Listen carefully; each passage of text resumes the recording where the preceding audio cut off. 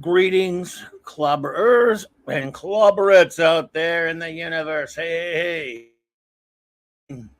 welcome to Clobberin Times issue number, well, 380 on YouTube, celebrating 2 years on YouTube now, but of course, 1,080 overall, celebrating much longer, 13 years doing this stuff right here, talking to people through a microphone, or a few people. And it's fantastic to see you all here tonight. Thank you all for being here. We're, of course, as always, just a wild card, anything goes type of the show. No topic set up. Only mission, of course, is to count down. Excuse me. To the excuse me there. Latest episode of the Orville, just under 2 hours now. And as soon as it hits, we will disband and go out and watch it. And in the meantime, hey, what's going on, my friends? A slight show note tomorrow night. Let's see. It'll a little bit earlier than this. It'll be 9 p.m. Eastern, so 8 p.m. Central Standard Time. I will be hosting the Toy Comics panel for the great Iconicon 2022, which is underway right now. They had a first day. They started this morning early and had a bunch of incredible panels, and we'll have a bunch of more tomorrow, all throughout the day, starting in the morning. And I will get that link out there that you can go check the schedule in just a second. And I will be topping it off, I guess. I'm the last show of the evening, I think. I don't know for sure. I'll double check. But and again, I cannot wait. I've been looking forward to this. It's such an honor. As I always say, it's a great honor to be doing this. Thanks, and a big shout out and thank you to my wonderful retro blasting friends, for Michael and Melinda, for allowing me to do it last year and now do it again this year to host a panel for this august event, even though it's June and July that it's taking place, but you know what I mean.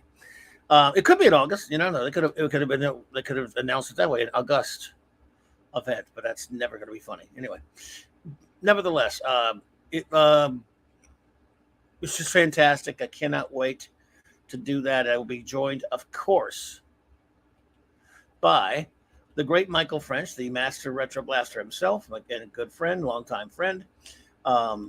Endless Bullets podcasts, Matt Swafford, and Jeff Barker of the Chasing 80s YouTube toy channel. They are extraordinary channels. Please, of course, proceed to this link that I'm going to put in here for the schedule, and go check that out. And please, of course, go to their channels as well. So yes, that is a Iconicon. That is, cannot wait for that. Let's see what we got going on here. Sorry, I had to move my chat back, everyone. Let's see. All right. Whoa. Having a little bit of a. There we go. Oh, we got some super chats here. Oh my goodness, thank you so much. I gotta find them. Something's wrong with my chat. Hang on, everybody. It could be my stupid computer. I'm not so sure. Eric K with a $5 super chat. Thank you, buddy. You're too kind. You don't have to do that. Poor Clobby has to survive the Orville waiting for the Wesley show. Yeah, it's a chore. There's a Wesley show. And for a $5 Canadian super chat from the great Chris Perger. Hey, buddy. Says, and then Clobby has to further wait for the Wesley trilogy movie series. Alas. So you're gonna get in on it too, I guess, huh? Now I got to get it in stereo from the two legendary wrenches.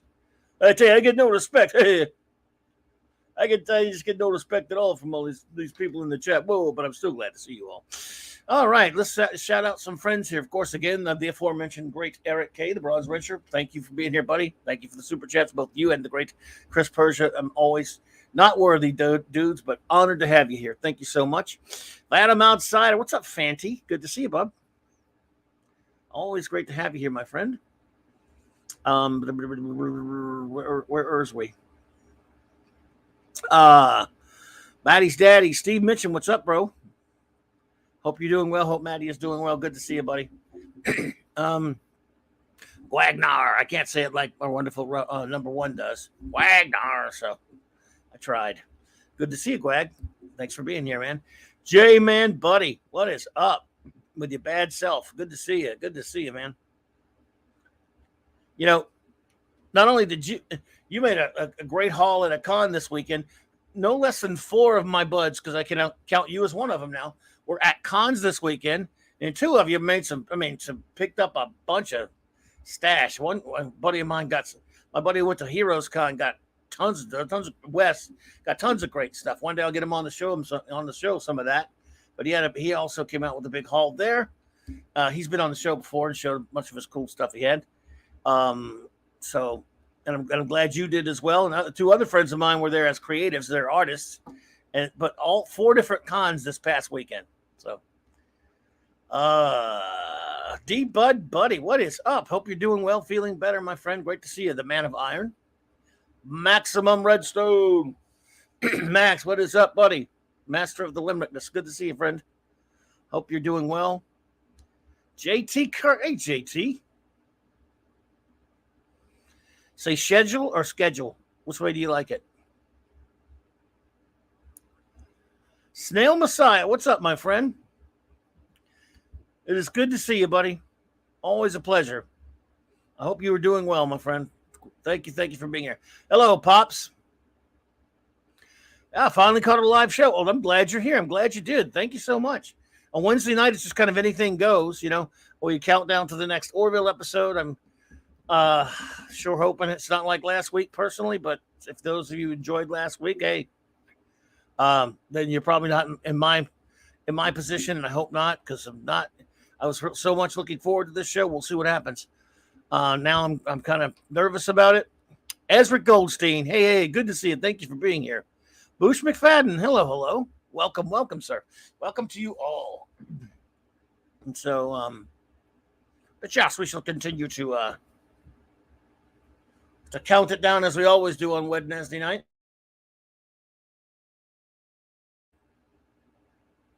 And like I said, Iconicon, I had a big day today, and they got to be going till Sunday. So take a look at that schedule. It's pretty amazing.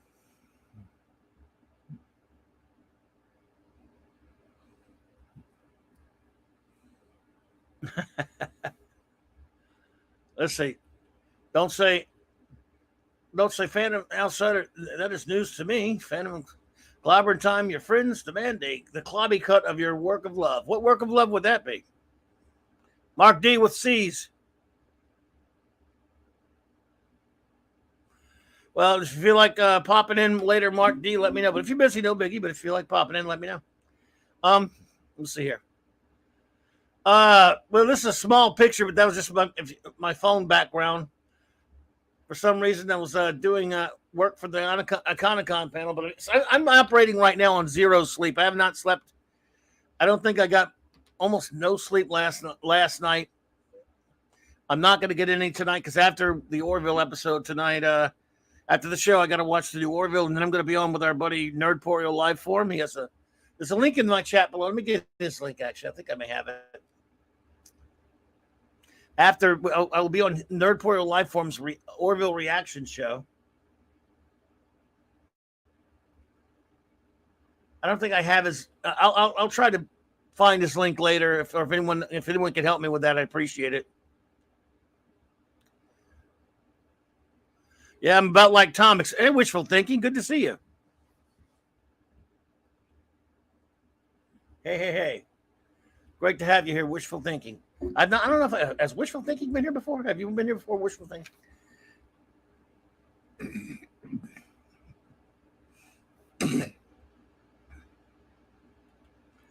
Created a Wesley movie. I've already created a Wesley movie series using sock puppets and various other stop motion techniques. Why does no one here ever tell me what about the things that I do? Since I'm obviously unaware of the things that I do. Like you're always telling me, you guys are always telling me like I did this or I did that or I like this or I like that or I do this or I do that. And I'm like, I wish I knew these things. You don't understand what a tenuous grasp I have on reality as it is. So when you guys do that kind of stuff, I'm like, maybe they're right and I just don't remember it. Yikes, that's scary, Riri. Oh, okay. Thank you, wishful thinking. Wishful thinking. I'm very old and senile, so I apologize for forgetting that. I knew I saw you here the other night. I just forgot what show it was on, and I apologize. So again, old, senile, and getting worse every day. And it doesn't help that guys like Eric Kay and Chris Persia tell me and Phantom tell me things and make up stuff. And I'm like, my memory's so bad. They might be telling the truth and I just forgot. That's scary. So anyway, yeah, no sleep. And I'm not going to get any sleep tonight either. And I got a lot of work to do for our Iconicon panel. Looking forward to that. I imagine they must be all really tired. They got a big crew over there celebrating. I think they finished the panels for the evening, but if I think so, let me see, make sure. I don't want to say that and them not be done right now. Let's see if they're done with the panels. Because I didn't get to see them all, obviously.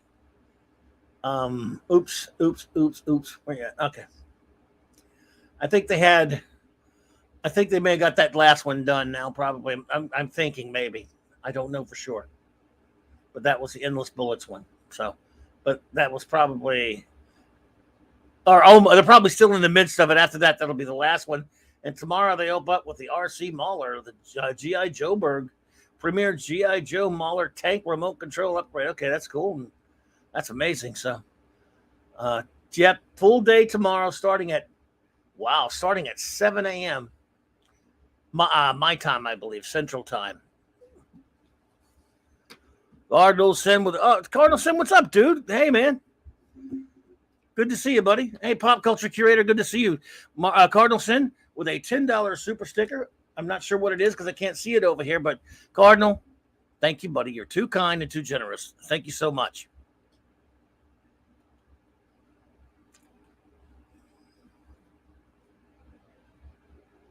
And I look forward to hanging out with you and the Canadian Spidey soon.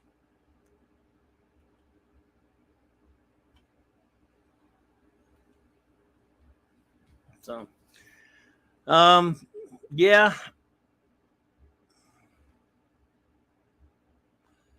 Well, Quagnar, I haven't heard about a Disney rumored Disney Doctor Doom project. God, they're gonna look. We've talked about this before, folks. There can be no acceptable Fantastic Four, let alone Doctor Doom film, without one person in charge. There's only one person on the planet. Only one person in the universe who is still with us. Obviously, hey, Zachariah, good to see you. I'm not, obviously Jack Kirby would have been the guy to put in charge of it, but since Jack is no longer, he's with us in spirit and his art is with us, and he's on a higher dimensional plane, he is with us, but since he's not here on our lower plane of existence, there's only one being in the cosmos that is capable of spearheading a proper Fantastic Four movie. Only one. And I believe you all know who it is. I don't have to tell you. I don't think at this point I have to tell you guys who it is. I think you all know. Because we've talked about this before. And it's quite obvious they're not calling that person.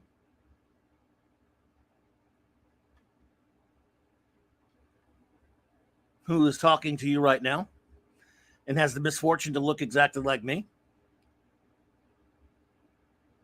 Dave, what's up, Daver? And see, Pop Culture, I like those guys, but there's only one person, it's me. And I've never directed a film, of course, but there's still only one person. Because I'm just going to say this up front, as I probably said before. Obviously, unfortunately, the legal rights to the Fantastic Four belong to evil corporation crapheads like Disney, Marvel, and what have you. They do own and there's nothing I can do about that. But the spirit of the Fantastic Four will ever be Jack Kirby, with a little bit of help from Stan, a few other people, but it's basically them. And there's only one way a Fantastic Four movie can be acceptable.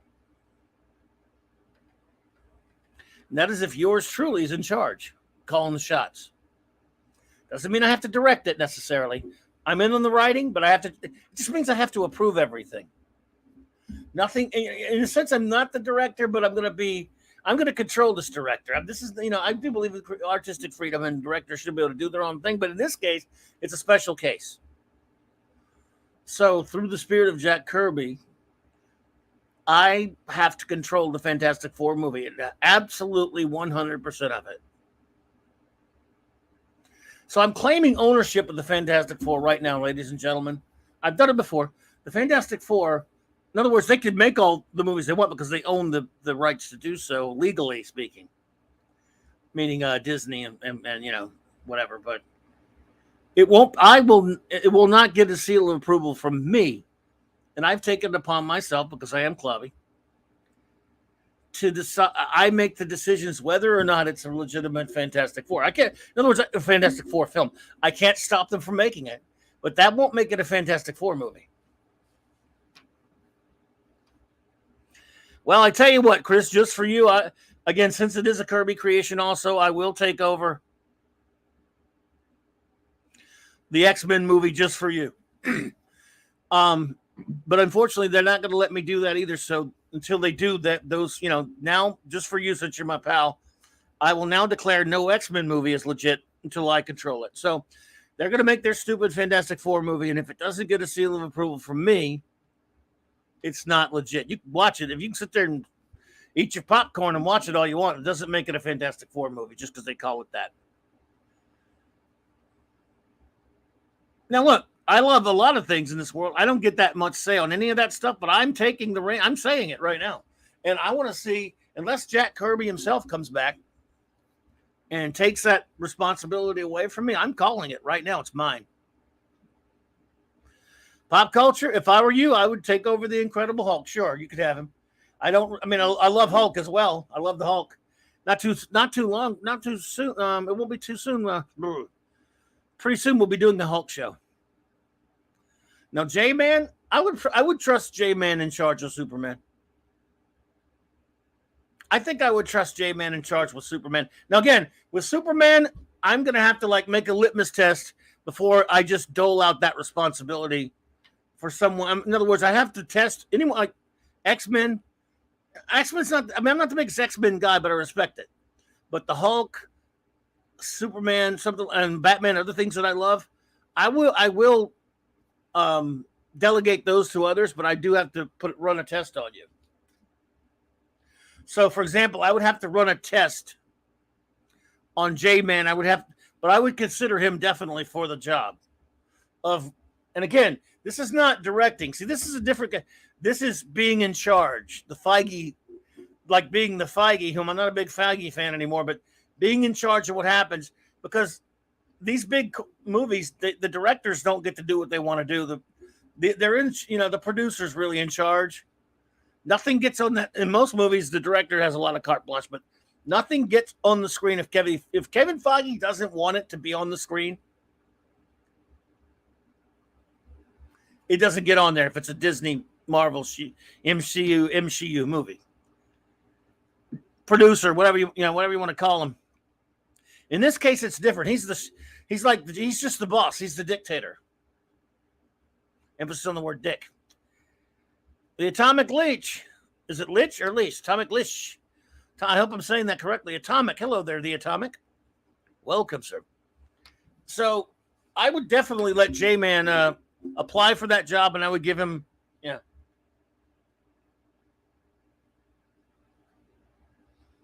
I think I would trust J-Man. Agreed, wishful thinking. Disney will destroy the X-Men, no question about it. So, the Fantastic Four, I'm not letting anyone have but me. But I will, even though I love Superman almost on an equal level and stuff like that, I can't be everywhere. So there are certain people that I've come to know that, yeah, I think I would trust a good old J-Man with Superman.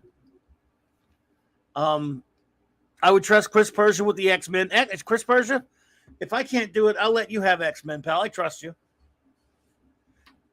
So, yeah. When I'm real, look, don't get me wrong. Lord Doomcock is still the supreme ruler of Earth. But, he hasn't taken over yet. He's still working on it. And while he's out there working on it, I'm claiming ownership of the Fantastic Four. Now, he and I may have to negotiate. We'll see. Because he is, he is a great super villain. JT Kirk, if I would definitely interview you for the job of handling Star Trek. You don't even have to I hear you, but you don't even have to retcon the Jar Jar Abrams trash or the Klutzman trash out of it. You could just ignore it and start back real Star Trek. Maybe 20 years after the time of the last actual movie, Nemesis. I'm not saying Nemesis is a good movie. I'm just saying,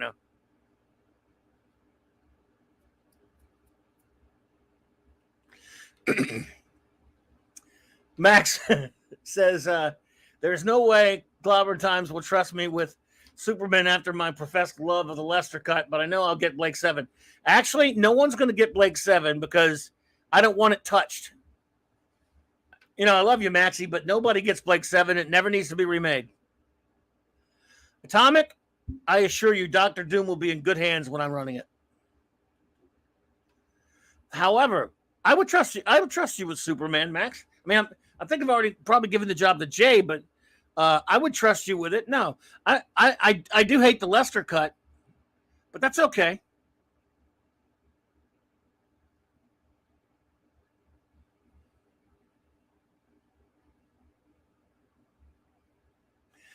Hungry boy, what's up, buddy? I was just telling everybody how I've decided to take over complete ownership of the Fantastic Four in spirit anyway, and no one can make any movie without talking to me first. I should extend that to comic books. Indeed, J-Man, after Paul Darrow's passing, Blake 7 is off the table. Wagner, hey, could not be reached for further comment. Good to see you. Gwagnar gets Ambush Bug. I want to see. I love Ambush Bug. And Mark D with the C gets Micronauts.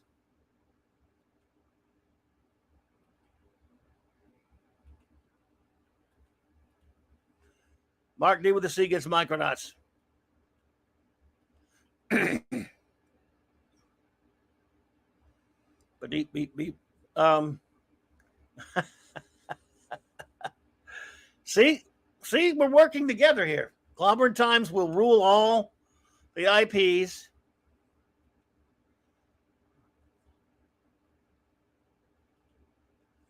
But, and that's, of course, until Doomcock makes his play and takes over the whole rest of the universe, the world, that is. And then, of course, I'll negotiate with him because he's a pal. So, in fact, I'm pretty sure on the FF we would, like anyone else, no one agrees on everything. But I'm I can't speak for the Lord Doomcock, but I think we would agree on a lot of things with the FF. I'm pretty sure. Going out on a limb,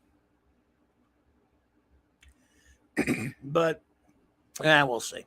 We'll see. So,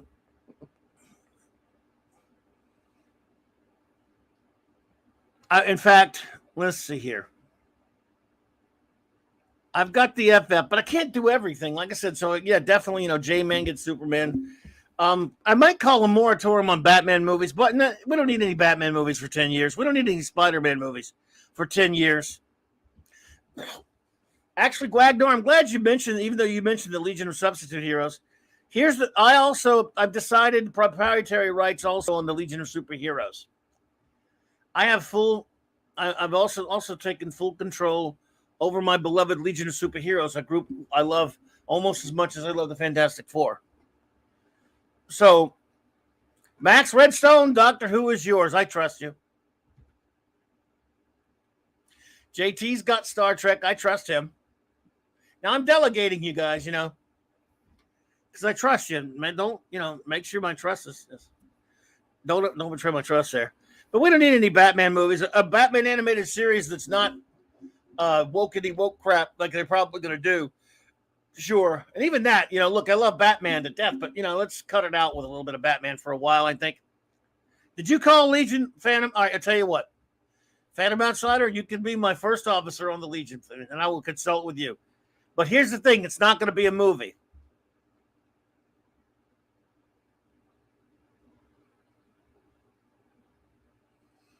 Masters of the Universe, that's yours, J-Man. J-Man, thank you. Before I get to Legion, dude, I'm not kidding. I'm so glad you said that. Let me tell you something. Back when Men of Filthy Stool came out, Zack Snyder's trash, I was hoping, and it wasn't going to happen, but let me tell you what I wanted. I love Batman the Brave and the Bold, as you all know. So I was hoping for James Tucker, Michael Jelenic, who did the wonderful Batman Brave and the Bold show. I was hoping they would do a show called DC Comics Presents, which was the same show except it was just like the DC Comics Presents title. It would be Superman teaming up with heroes again along the same exact lines as the Batman Brave and the Bold cartoon, with the same guys doing it. How fantastic! Look. We only got 65 episodes of Batman Brave and the Bold, but that's 65 more than I ever thought we would get of something that wonderful. If we got imagine 65 episodes at least of the same thing, but with Superman. J-Man, we have that in common. As much as I love Batman the Animated Series, Batman the Brave and the Bold is my favorite cartoon of all time. And it wasn't an easy decision. Max Redstone. Okay, the first order of business. K9 appears and exposes Karen doctors as imposters. Hey! Affirmative, Master. I have determined, Master, that this woman is not the Doctor. She is, in fact, not the Time Lord. Affirmative, Master. And I will blast her out of existence.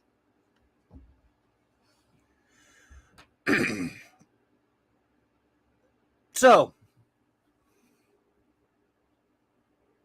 DC Comics Presents cartoon is done. And now on to the Legion. Phantom, I don't want there to be a Legion movie. Don't let it happen. Thank you, Hungry Boy. Hungry Boy, I try. I met John Leeson once, the voice of K9. Great dude. He was also on a Blake 7 episode. Thank you, Chris. You are not the Doctor. Negative. Affirmative, Master. You are not the Doctor. Captain Cockney Spock. So, Legion of Superheroes will be an animated series what we will do, and we'll lead up to the Great Darkness Saga, and we'll adapt all the Great Legion sagas, and it will look exactly like the Silver Age into the Bronze Age. We'll adapt some. We'll have Paul Levitz come on as the writer, and we'll just make a great show. I have, by the way, our buddy Captain Cockney Spock is here. I finally did it. Oh, thank you, Ezra. I appreciate that.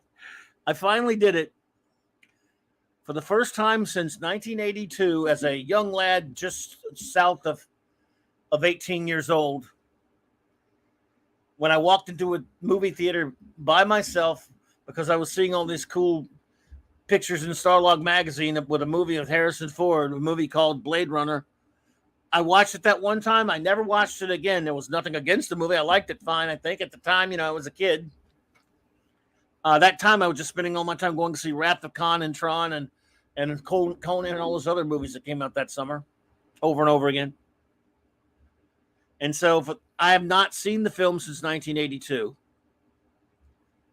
And at the behest of our friend Captain Cockney Spock and others, I agreed to go watch it again. And then last night, I watched the final cut, as they call it, which is on Netflix, incidentally, by the way, if you want to. Again, first time in 40 years, almost to the week, because we're right at the 40th anniversary of the release of Blade Runner.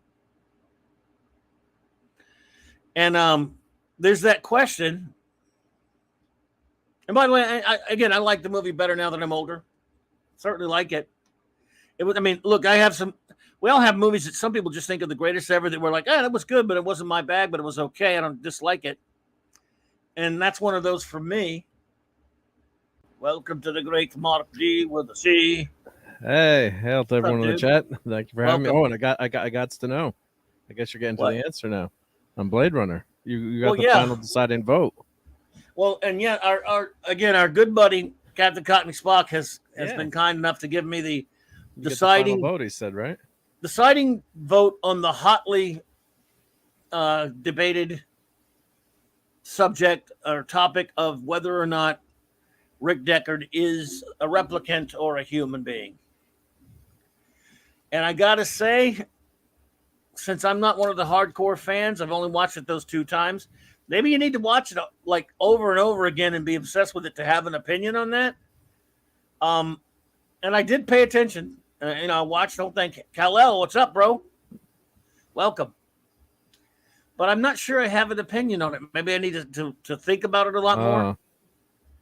So, Um, no recounts, no hanging chads, just not no, sure. I mean, I'm not sure. I mean, I've talked to other people who aren't sure as well. Well, I think he's human, but I've only watched it like 5 times. But okay. There's good arguments either way. But just my opinion that doesn't count as the final vote is that he's human. But I think that's the beauty of it, right? It could work either way. Although I know Doomcock has this video out that says he's a replicant and everyone else is wrong. But far from me to question his wisdom. But Well, I hear you, and I hear you, J-Man.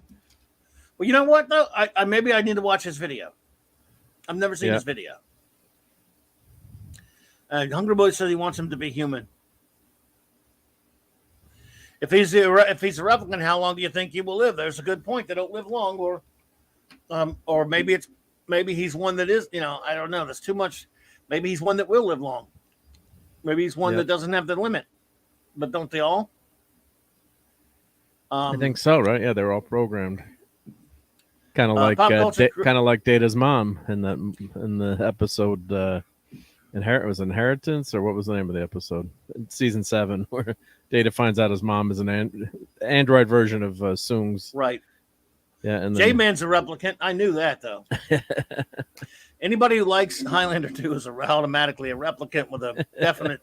He's definitely messed up in the head there. We love you, J-Man. Yeah. Yeah, he knows it. And he's got to watch the Iconicon panel on Highlander too. Iconicon panel about Highlander 2 is made for him. I told him. He knows about it. Pop Culture Care says, I don't understand why it's such a big deal. Well, I guess the hardcore really think about it a lot. That's kind of the beauty of geek culture there, pop culture. If it's something you're into, you like talking about that kind of stuff. I could certainly respect the argument. In all seriousness, I have gone from it's definitely to it's clearly unclear. Right now I'm pretty much with you, Captain Cockney Spock. J-Man's going to troll that panel. We better be there to fight him. Yeah, we better be the troll. Wait, J-Man, you have to watch the theatrical version before that panel, though. Yeah, J-Man. The Renegade version does not count. Renegade doesn't count. I think they're going to be talking. I think, and I have to ask Belinda, but I think they're going to be talking movie oubliette, and I think they're going to be talking about the theatrical version. But I don't quote me on that. I'm not sure. Well, if they don't mention it, I'm going to be in the chat mentioning it every other 5 seconds. Highlander 2 is an abomination to man. Indeed, wishful thinking, especially for those of us who suffered in the theater, as the two of us, you did and I did. Yeah. Well, the other big question of our time is Dolly's braces. I mean, talk about something that's, everyone talks about, right? That's another. That's weird too, by the way. But I don't understand why it's such a big deal either. But like everyone on YouTube has skin job in the game. Indeed, Cockney Spock. There's some lady, I can't remember who she is, on YouTube a couple of weeks ago. I think Retro Dicky tweeted her. She's making a big deal about how it's definitely Dolly didn't have the braces and all that stuff. Yeah, and accusing everybody of being what was she calling everybody? Mandela, something or others. Well, she was definitely saying that Dolly never had braces in the movie, and that we're all, just misremembering it or the Mandela effect. Yeah, she's where people accusing thought everybody of Nelson that. Mandela had passed away. Right. Yeah, I know she was accusing everybody of the Mandela effect. And I'm like, you know what? Um, I don't think so, but now we can't find a way to prove it because I mean, unless you can find like now, can I tell you that when they ran it on TV, they hadn't already taken it out and changed it with another scene? I don't know. But I don't know what happened to our buddy Stuart Mitchell, by the way. Hail out to him wherever he is. If you're out there listening Yep. or something, buddy. We haven't seen him in a while, but I don't know. So we'll never know, I guess. But I don't No, buy but into that's it. the thing. And like in the movie theater, like when Stewart brought that up, like Dolly never had braces. I thought it was a joke or an internet meme or something. Like it was inconceivable to quote the Princess Bride that she didn't have braces because it's. I mean, I have a pretty good memory for stupid things. I was talking to my friend the other day. I'm like, remember when you couldn't get into the movie Hot Dog and we went in this movie theater that we parked here, we sat there. And he's like, what? How could you remember that? I'm like, yeah, I remember like crazy, silly stuff. So like, this is like one of those things ingrained in my memory. Like Dolly had braces. So, She had but braces. I believe it. either a glitch in the Matrix, as Elon Musk said, It might be a glitch in the Matrix. Yeah. The collider, maybe. I mean, unless it was like the film grain at the time, like the film was grainy, and then but could you have actually imagined? I mean, and then when I pulled out my DVD that night, she's definitely doesn't have braces on the DVD. No, and they're saying it's not on a VHS either, but I don't have it, so I don't know. Well, but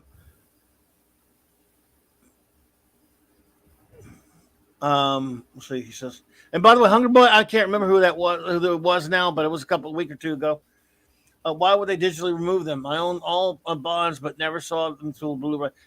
No, we don't know why. The why is not even a question. We don't because, I mean, there are a couple of reasons why it could have happened, or why they would have done it. J-Man, there'll all be dumb reasons if it indeed happened. But anyway, I don't want to go through that again. But yeah, no, but it was just one of those were like mind blown things. Like it's not even I'm like, what? Then when I watched my DVD, and could but not be reached for further comment. Yeah, Hot Dog is a fantastic movie. That's with the David Naughton from American Werewolf in London or Dr. Pepper. It's a fun ski bum movie. Wow, and it's classic 80s. I know of it, but it was one of those movies I turned my nose up at in the 80s. Yeah, it was it was like a fun, silly movie, and but it's a classic. It's really really got a lot of great bits in it. It's a lot of fun, and the girl that my friend missed because he got kicked out was he came in a little bit later after her scene was pretty cute. And that's one movie I think they changed the scene in too for DVD, but that's another. They changed a lot of shit like that. Yeah, I'm like I could have sworn I saw a different scene in the movie theater, and but who knows? Yeah. Well, anyway, we'll see what happens. But maybe I'll watch. I need to watch the movie again. I don't know. I mean, I really don't want to watch it again. I'll try to form an opinion, but I got to admit I don't have one. Though. It's like maybe he's a replicant, maybe he's not. I mean, I can see both sides saying it, and by the way, I can also see the fun in the argument. Which, let's face it. It's a great debate. If you're having that debate, you should be having fun, and not get angry about it or whatever. Just have fun. That's what it's for. Because you know what? If it's not said directly in the film, and for example, didn't Ridley? I've heard three different people now say Ridley Scott said he wasn't one, and then other ones say Ridley Scott said he was one. What's up, Ironcaster?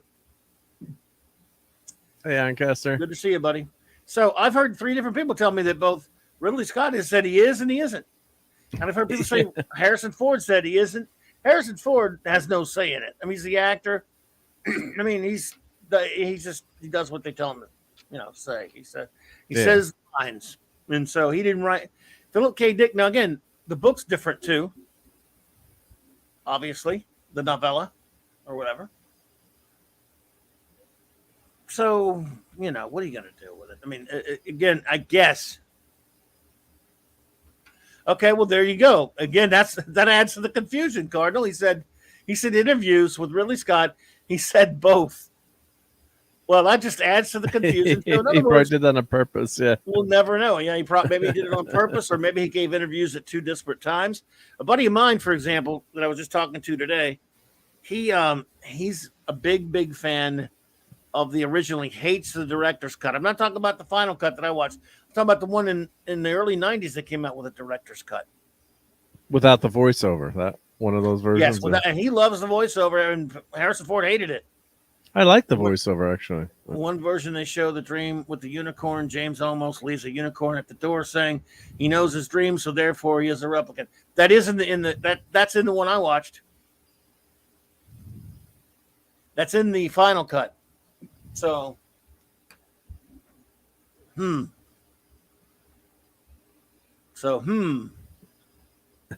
Watch it again. So J-Man says he's a replicant. Deckard may not be a replicant, but we can all agree that he is a bad pilot. Scott said he was not a replicant when it came out, and before 2049, I mean, he said he was a replicant. Wow.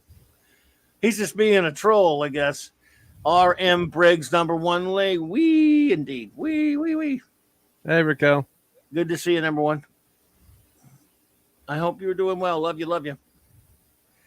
So, I guess we'll never know. I mean, I watched the movie, and, here's the thing. If they don't come out and say it in a film, and directors and people from behind the scenes and fans all argue about it, I think they like having the argument out there. Sells copies of the movie, right? Yeah, the unicorn was Keeps used. alive, Yeah, unicorn was used from another Ridley Scott film, Legend. That's right, Wagner. That's what Wagner tells me. Yeah, a movie you know why I wouldn't sit through, even though I saw part of it on cable once by accident. J-Man likes the non-unicorn dream version. Gotcha. Well, the one that was on Netflix is it's called The Final Cut. Well, now that one has the voiceover or the narration. No, that's no the one. narration. Yeah, it takes that. Not on that version. Final Cut. I can't remember. I maybe got I'll like 3 or 4 versions I bought. So maybe I'll watch it again in another 40 years. 40 years from today, I will watch it again.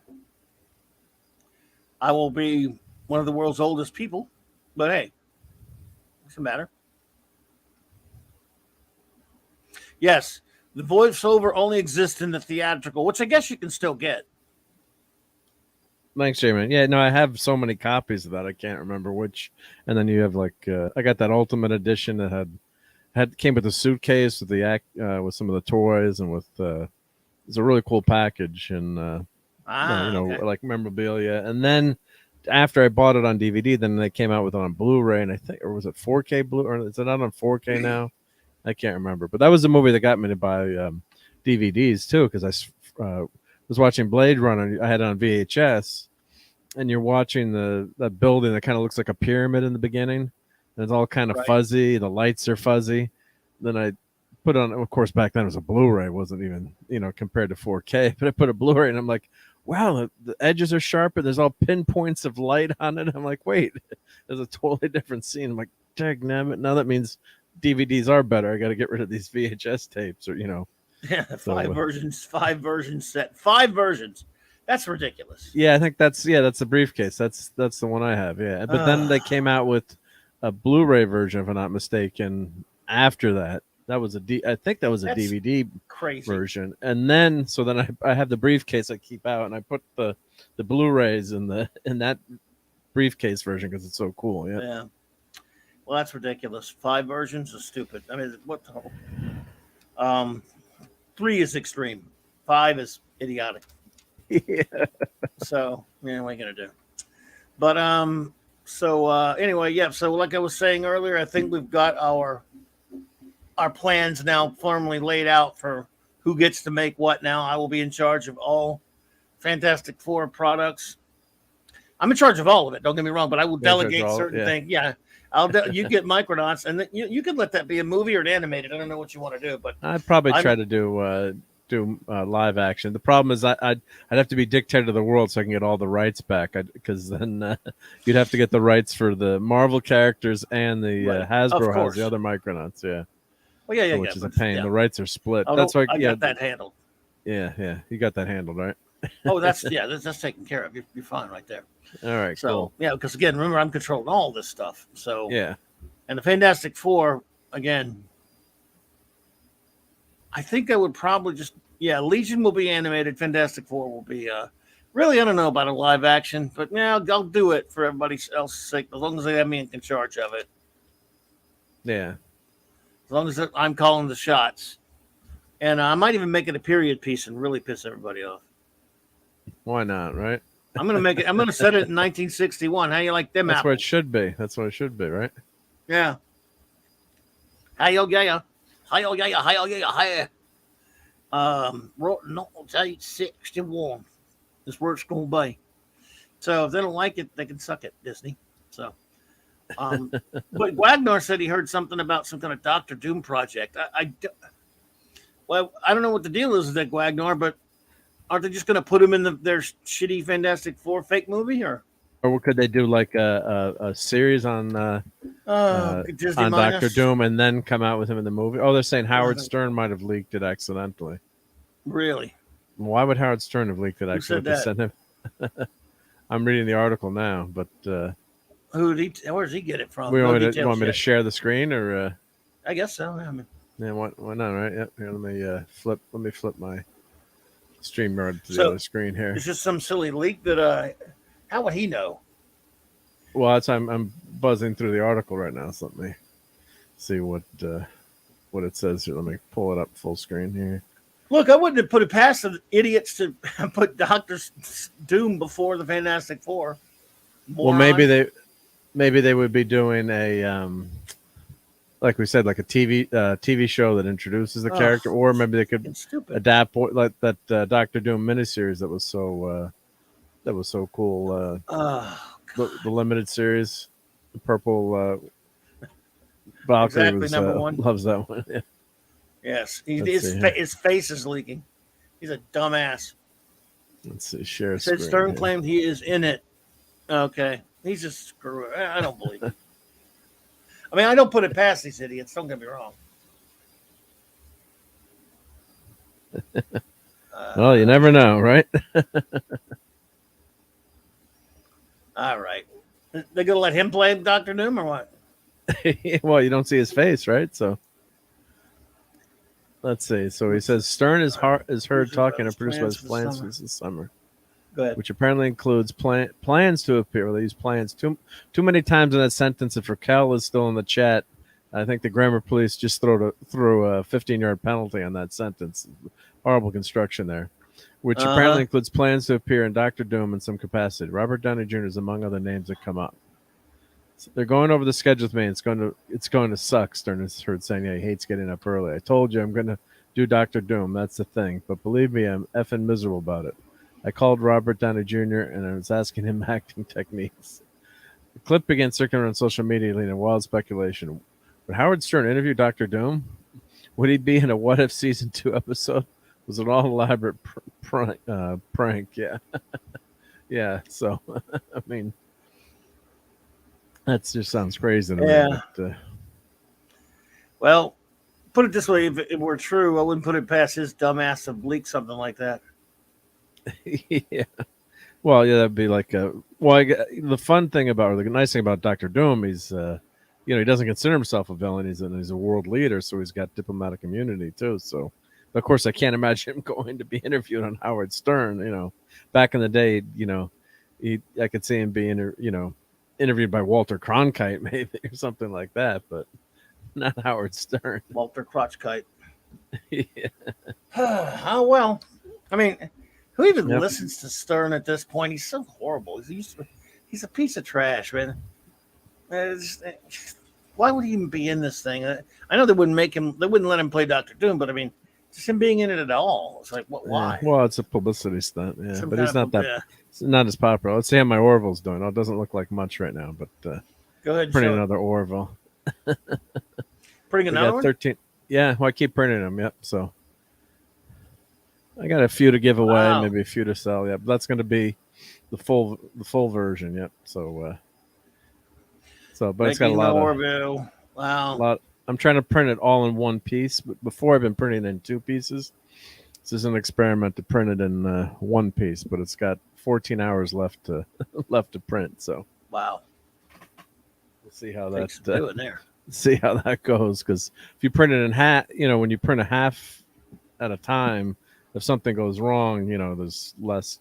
It's much easier to fix, or you're not losing the whole thing. So, like I had one where it messed up, so I had to reprint the nose part again. So, Right. Excellent. Well, and I can show you so I've got 3 Orville's printed right now. So let me go. If I change my camera here to my other one. While we're waiting for the Orville, might as well make one, huh? might as well show that. Yeah. So I am. see that. Oops. Oh, I'm sorry. What did I do wrong? Oh, switch to clicked you that. Yeah. Well, here I'll do stop. Yep. There you go. Okay.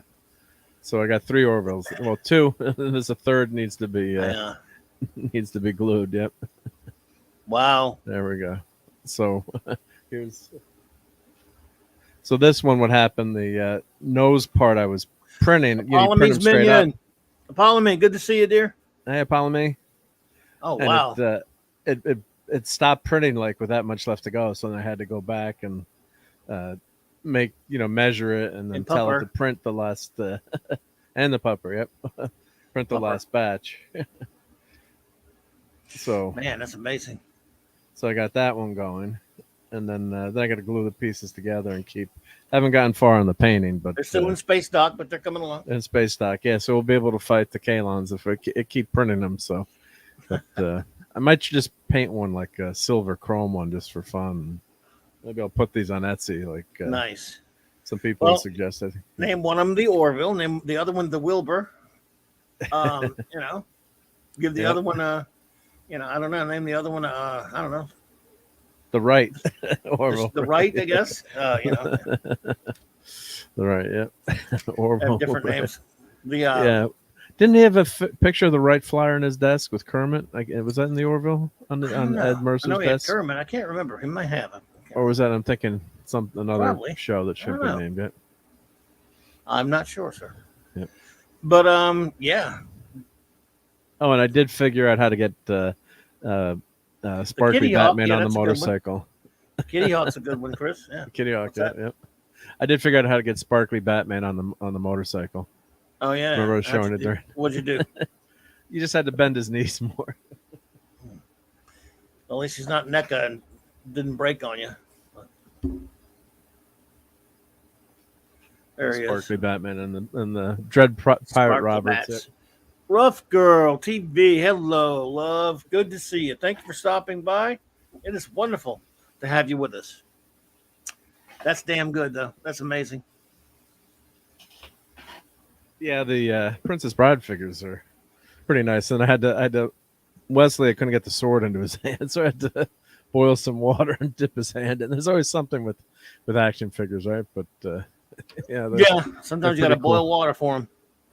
Yeah, but don't worry, I might kill you tomorrow. But don't worry. Yep. Yeah, that's fine. Yeah. So, what do we know anything about the Orville episode tonight? Or I didn't even. Yeah, I do, but I can't. I won't. Hey, hello there, Oliver Belamonte. I know a basic idea of it. I just hope it doesn't do to me what it did last week. I'm not optimistic. I'm not excited anymore. They've kind of killed that, but I'm still looking forward. I'm going to count down to it. And after the show, after tonight's episode, I'll be on a reaction show on Nerdporial Lifeforms channel. Yeah. I don't know what time he's going to be on, but he's going to have to wait till I think usually 1:15 a.m. Yep. I was on with him last week. Yep. Tale of Two Topas is the name. Is that the name of the episode? I think, or I have a bad feeling about it, but we'll see. We shall. Well, see. I mean, do they don't have any? Do they have any teasers for that show or?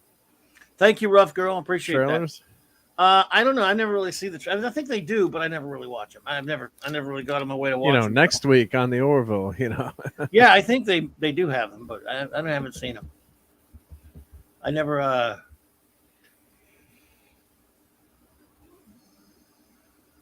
I like not knowing too much, but just a little bit of the subject matter. Right.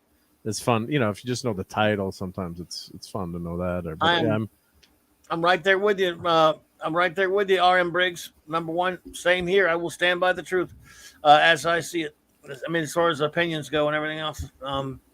Canadian Spidey, what is up, buddy? Good to see you. Good night, Rough Girl. Thank you for stopping through here. And it is an honor to have you, and I hope to see you again soon. Dave Bob, what's up, bro? Hey, Dave Bob. How you bees, Kimasabi? Good to see you. And Canadian Spider-Man. Canadian Spider-Man always does what a Canadian spider can. Is it Canada Day today, or to our friends up north, or when is Canada I Day? believe is Canada Day this week. And what day is it, by the way? Isn't it? Yeah, I know we're close to it. Was it the other day, like Jean Baptiste the other day? Friday. This Friday or next, or so the first. It's the first, yeah. Okay. Okay. Well, I had craft dinner tonight in honor of, Canadian. I thought it was Canadian Day, so I'll have to have it Thursday and Friday too. So, what goes on on Canada Day? It's very close to our big day, which will be next Monday, our 4th of July. You have to drink a lot of metric beers, aka Bob and Doug McKenzie, right? You have to, like it's a Yeah. Hey, metric beers are much better. yeah. Well, there you go. Well, hell. So we celebrate this weekend. They're celebrating up there. Our good friends up there in Canada, and we'll be celebrating as well. Yeah, with fireworks and stuff. Fire. Okay, here we go. Beavis movie, right? Yeah. We're getting to another milestone. Another milestone here to the almost to the below the 1 hour mark. I mean, so here we go. All right, 10, 9, 8, 7, 6, 5, 4, 3, 2, 1. Now less than 1 hour to go for tonight's episode. Man, I'm bummed out because the first couple of weeks, I was so excited to count down. Now I did not think in this short a time this countdown would be something of a bit of dread for me, and I certainly hope it turns out to be good. I'm hoping what happened last week does not repeat, but I'm not optimistic about it. But I'm hoping. Okay, all I can do is hope at this point. 3 hours to go for our wonderful friends in Canada. Unfortunately, sorry about that. Number one. Snail Messiah, I respectfully disagree. I hated episode 4, and it's the first time I've ever hated a Norville episode. But we disagree on stuff. That's cool, man. Again, without going into it here, we reviewed it last week on the show. But in quite a depth. Yep. In depth and detail. But I'm pretty concerned that, and I hope I never have to say I hate an Orville episode again. I love number 1. The first episode, I thought the second and third were just so okay. And I hope, like I said, a lot of people liked it. That's fine. And Dave Bob, that's same with me, man. Look, if another one like last week, and I'm going to be upset, and another one, 3 strikes, it'll be 3 strikes out. I'll be done. That's all it's going to take for me. But I hope that is not the case. We'll see. But, it's all we can do is we'll see. I mean, it was a well-crafted episode. I'll give it that. It was just not to get into it too much. Yeah, but it was the subject matter that was not going to say it wasn't a well-crafted episode in terms of special effects, scenery. Just it was the ideology that. I can't. Unbalanced. We don't want to rehash it too much, but it was the unbalanced ideology that I didn't like, and I'm assuming that's I believe in giving everybody a chance, especially something that's brought me so much joy for in those first 2 seasons, and even the early episode. The first episode I liked on a level with the other one, so It was exactly, Dave Bob. I totally agree with you there, brother. It was very political. Well, Stale Messiah, you can think that all you want about us Yanks, and then you could use frivolous terms like panties in the bunch and religion and politics and all that stuff. I hate propaganda, no matter what side it comes from, and I don't like seeing a show that I love turned into propaganda. So again, if it doesn't bother you, that's fine. I don't tell anyone else to think what to think, but again, that's fine. I mean, but it's not a question of that. It's a question of just propaganda basically. But it was very political. It's a question of a balance. It's more balanced, not political in my opinion. It's just making you think. The show was very balanced before. Yeah. You need a balance and to make like about a girl, which made you think, right, about a subject matter. Look, Snail, I hear you, dude. It's cool. Look, you should know by now, Snail, that all opinions are welcome here. So no, I'm not getting on your case about it or anything. We really appreciate you here. I'm just saying that we're from different places. I got you, man. I understand, and it's not a problem. I'm just saying that is we clearly made the case that that's what it was political. And by the way, some people are fine with that. And if you are, hey, look, more power to you. I'm just not personally, not me, but like I say, that's cool. So it's always good here, buddy. Snail Messiah. Everybody's welcome here. All opinions are welcome. And I used to think Seth MacFarlane thought the same way. Well, and then Phantom's got something up. Yeah. So, it wasn't shocked they were extremists. It's actually, there was a moderate in the Krill that were, made an alliance with the Planetary Union and a new character, and the character comes in. Phantom. Yeah, it's and the character comes in and takes over, and it's just analogous to another political. It's not very thinly veiled to another political figure, and the problem is when you can tell who it is. Of course, Star Trek always dealt with politics. You could say the Vietnam War, but like New Trek had a certain politician on at the end of the episode is it's kind of a slap to certain viewers. It's a matter of degree and how you do it and how good the writing is. So it's just when I was watching with a few seconds, like, oh, that's who that is, and that's what they're doing, and not even whether or not I support that person or not. Maybe I don't support that person or don't like that person. And I might not even agree with that person, but it was just so thinly veiled. It's like, oh, boom, here's what they're doing, A, B, C, D, and this is what's going to happen. That's more my problem with it. Yeah, no, look, Phantom, that's it.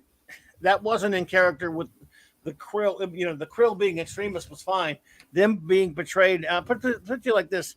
They weren't portrayed in that episode exactly like they were in the other episodes. They were portrayed as a certain political movement that Mr. MacFarlane tends to dislike. But I won't go any further than that. I missed. J-Man says, I missed the last few minutes of the stream. Orville last episode talk. Yeah, for a little bit. Yeah. What stream? Orville last episode talk? What do you mean? Last few minutes of the stream. We're just talking about that previous one. Yes, J-Man, and how much I hated it, and when it was big propaganda. But like Dave Bob says, I like my sci-fi balance. I don't like modern headline stuff in the timeline. Keep Orville balanced. It used to be that way, but look, we're not going to go any farther talking Orville because we got a new episode coming up. What I'm going to do is, I hated it last week, and I'm going to call, like I say, call balls and strikes. If I hate something, I'm going to call it out. If I like something, I'm going to call it out. This show has enough goodwill to me still built up because I love the first two seasons. I love the first episode of this new season. 2 and 3, didn't hate. I didn't think, but they weren't really horrible propaganda either. There was some slivers in the third one, maybe, but I was not. This was completely broadside what they did in the fourth one. So that said, as much as I hated it, and not only that, I'm kind of, there are other reasons, other things that bother me aside from the propaganda. If this week is good, hey, look, I hope we're done with it. I hope I never have to worry about that again because I cannot tell you how much I was looking forward to the show. The last thing I want is have to sit here and talk about, look, I'm not a political channel. I never talk about politics here. I mean, unless we have to go near it because we're talking about something that is geek related and someone does this to it. Other than that, this is not a political channel. People of all political persuasions are more than welcome here. I love you unconditionally, whether we agree on things or not. And I always want everyone to feel welcome. Never feel like there's any political bias against you personally. Everyone has their own political views, and that's fine. So, everyone's. I just don't want a show that I enjoy to be turned into a political platform, even if I agreed with Seth's politics, and I don't. Just full disclosure, even if I did, I wouldn't like this being done to the show. Obviously, it's worse when it's going against your grain, but I would not like it. So, this has been done to so many other shows and other properties. We had one that was pure. That yes, the show was philosophical, but it was not political. There's a distinct difference. And then in one episode, he throws a barrage of his far extremist, I'll say, without saying another word I was going to say, politics and propaganda into it. And I thought it was jarring. It was something he had not done. Even when something was in an episode here or there that I didn't necessarily agree with, I was fine because he had a very even hand before. So I love the show so much. I looked forward to it so much. I was so happy to have it back. Here I am just each week chomping at the bit, counting down to watch the episode, and this happens. I was very upset about it. But because I still want it to be good he does it over and over again, I'm willing to give it a look. I can't say that I have the same optimism or enthusiasm. He put a severe dampener on my enthusiasm, which I did not think could happen. I did not think this is where I would be right now. I thought at worst, maybe if the stories weren't as good, I might go, this happened. I would love to have been just criticizing this show on artistic merits or lack thereof. In other words, I would love for our conversation to be, that was a good story or that wasn't a good story. I didn't like this element or that element, but all on an artistic basis. And nothing even like, maybe it was a little politics. Yeah, or maybe even like little political, but like, maybe this side, or not sure which way it was tilting, or maybe that could be construed a certain way, but without an overt, over the top. I just wanted my show that I was loving, the only show I have left. Other than I love Cobra Kai, that's a pretty good show, but the only science fiction show that was capturing the spirit of Star Trek that I had left. And I was always grateful. Look, I was never a fan of Seth that much with his other stuff. And then I became a fan of his because of this show. And I know where he stands politically, but you can see that on his Twitter. That episode was his Twitter page. It wasn't the Orville. It was his Twitter page. And I just wish the show would not do that. And so it just broke. It's not quite yet, but if he keeps doing it, it'll break my heart because I was really loving the show. So nothing I'm telling you tonight, am I saying gleefully or I'm happy? Hello there, Andy Masterson, buddy. Nothing I'm saying to you about any of this tonight. Hey, Zax, am I happy about? I say it with no pleasure. I'm devastated if it continues in this direction. I have no faith that it won't, but I'm going to hope. Now all I have left is a hope that I can watch an episode that is sure philosophical, sure even challenging, intellectually challenging. But I don't want to be preached to by someone that I agree with or that I disagree with. In this case, disagree, but fine. I don't want to, if this were propaganda in my favor, I wouldn't want to see it on my damn science fiction show either. And J-Man, thank you, buddy, for being here tonight, and have a good night. Appreciate you. Take care, J-Man. And I guess I wasn't really planning to get in to say any of this stuff, but I've been thinking about it a lot all week. And it just popped up. We'll move on from it, but and the important thing is to get along and appreciate others' opinion, and even if one person has a point of view or Snail likes it, or that we can all get along and talk about it. I mean, it was just in terms of politics, they were talking about the Supreme Court and how Sotomayor gets along with Sorry. Hey, Zach. Dr. sorry. Hercumonkey. Oh, I can't say it like I Raquel. gotta cheer up, Doctor Hercumonkey, dude. It's good to see you, man. That cheered me up. We're leaving the politics crap now because I gotta wait less than an hour before I probably get hit with it in the face again. So, yeah, well, I good just to wanted see to you, say, Doctor Hercumonkey. I just want to say, like, she talked about how they get along and how they're friends, and same thing with R&B, and it was Who? with and on the Supreme Who? Court, U.S. Supreme Court, with Ruth Ginsburg and I'm Scalia, forgetting no. Scalia got along. You know, Thomas. even Thomas and the Sotomayor had it's been watched about 5 million times. So, she said we just fundamentally disagree on some issues, but we both care about people and how we get to those issues and how you accomplish that, and we have different worldviews, but it doesn't mean we 70s. can't be friends. Yep. Hey, 70s. 70s. No, I hear you, dude. And he's usually been Now, Wagner, I'm glad you mentioned Doctor Doom. We had a lot of fun with that. You did always mention stuff. Yeah. Never be sorry to mention anything. But yeah, look, Cam Loops indeed. No, I hear you. I guess I'm so bummed out if I lose this show and two more like last week, and I'll have lost the show because I'll stop. I'll just stop. That's all I can say about it. Yep. Well, hopefully we'll get a good episode tonight. Hopefully that was a blip in the matrix. And all right, D Bud. Yeah. I mean Dave Bob. Sorry. Good to see you there, brother. Take care, Dave Bob. Yep. Thanks for seeing you. I hope to see you over there on Loki show Friday. And like I said, I don't want to be a downer to anybody about it. If you're enjoying it, hey, don't let me stop you. If you're enjoying it, don't let me stop you. It's just here's the thing, folks. I only own one opinion. That's my own. Don't own yours. Ain't you pappy? You do what you want and believe what you want. And that's the way I always approach life. And all I expect is everyone else tries to approach it the same way too. Like let everyone have their own opinions and you don't have to agree. And hell, you can either bust each other's ass over opinions. That's fun too. It's all right. As long as you get along in the end, you're friends in the end. Like the Green Lantern joke with Ash, yep. And me and my buddies, yep. RM. I'm going to eat some fried chicken in a few minutes, and I'm going to eat my feelings. Indeed.